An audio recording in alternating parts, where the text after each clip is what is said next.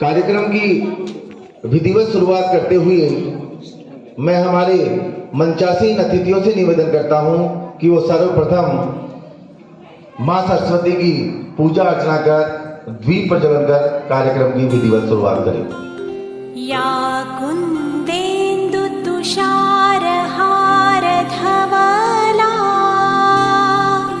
या शुभ्रवस्त्रावृता या वीणावरदण्डमण्डितकरा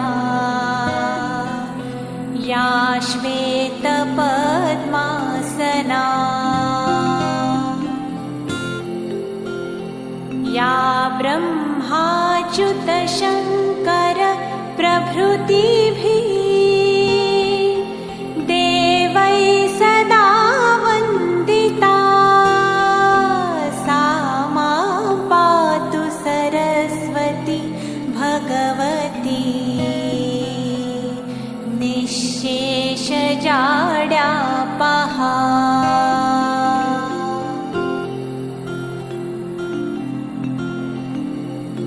शुक्लां ब्रह्मविचारसारपरमाम् आद्यां जगद्व्यापिनीं वीणापुस्तकधारिणीमभयदां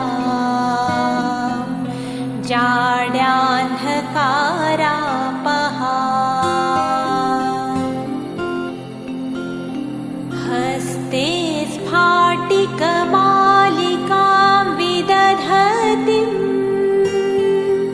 पद्मासने संस्थिता वन्दे तां परमेश्वरीं भगवतीं